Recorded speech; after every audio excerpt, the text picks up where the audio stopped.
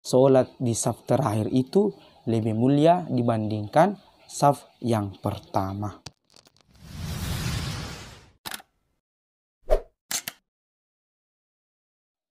Summa idza dakhaltal jami'a fatlubis saffal awwala. Kata Imam Ghazali dalam kitab beliau Bidayatul Hidayah, beliau memberikan kita saran ketika kita ingin melaksanakan sholat berjamaah di masjid atau selain daripada masjid. Kata beliau, fatlubis saffal awwala. Kalau kamu ingin sholat berjamaah, maka carilah saf yang paling pertama. Kenapa? Fa inna fatlahu kathirun.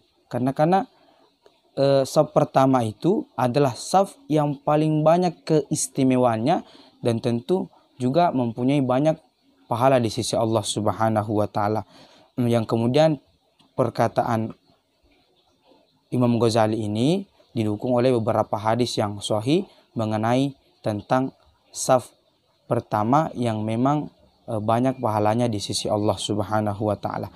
Akan tetapi pada kesempatan kali ini saya mencoba untuk membaca sebuah riwayat yang dikatakan oleh Sa'id bin Amir, qala Sa'id bin Amir shallaitu ila jambi Abi Darda. Saya pernah salat di sampingnya sahabat Rasulullah yaitu Abu Darda. Faja'ala yata'akharu fi sufufi hatta kunna fi akhir shaffin. Kemudian beliau mundur ke belakang sehingga beliau berada di saf yang paling terakhir. Falamma shallaitu, dan tentu hal yang seperti ini membuat heran Sa'id bin Amir. Sehingga Sa'id bin Amir ketika melaksanakan sholat, qultu alaysa yuqalu khairus sufufi awwaluha. Sa'id bin Amir bertanya kepada Abu Darda, bukankah kita mengetahui, bukankah dikatakan bahwa saf yang paling mulia, paling banyak pahalanya adalah saf yang paling pertama? Qala na'am. Abu Darda menjawab pertanyaan tersebut, betul, bahwa memang saf yang paling mulia itu, saf yang paling banyak pahalanya adalah saf yang paling pertama. Illa, kecuali anna hadhil ummata marhumatun manzuratun ilaiha min bainil umami, kecuali sesungguhnya umat ini, umat Rasulullah sallallahu alaihi wasallam, marhumatun itu disayangi oleh Allah, diberikan rahmat oleh Allah, manzuratun ilaiha dipandang oleh Allah Subhanahu wa taala di antara beberapa umat-umat sebelumnya. Fa innallaha ta'ala idza nazara ila 'abdin fis sholati, sesungguhnya Allah Subhanahu wa taala ketika memandang seorang hamba di dalam sholatnya, apatah lagi ketika seorang hamba tersebut berada atau melaksanakan sholat berjamaah, maka Allah Subhanahu wa ta'ala mengampuni hamba tersebut. Dan Allah Subhanahu wa ta'ala ini ketika memandang hamba tersebut itu karena mungkin orang tersebut adalah orang yang ketika melaksanakan sholat dia khusyuk dan tentunya menyempurnakan rukun dan syarat yang berlaku ketika melaksanakan sholat. Waliman wara'ahu minan nasi, dan juga bukan hanya dia yang diampuni oleh Allah, tapi waliman wara'ahu minan nasi, dan orang-orang yang berada di saf belakang-belakang mereka.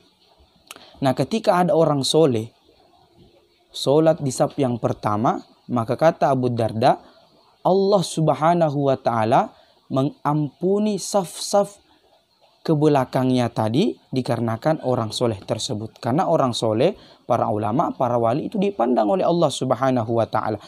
Fa inna ma ta'akhartu, dan kata Abu Darda, saya ini mundur ke belakang supaya berada di saf paling belakang, raja'an ayyaghfirali biwahidin minhum yanzurullahu ilaihi, itu mengharap agar supaya Allah Subhanahu wa ta'ala mengampuni saya disebabkan satu orang yang berada di depan saya yang kemudian dia dipandang oleh Allah Subhanahu wa ta'ala.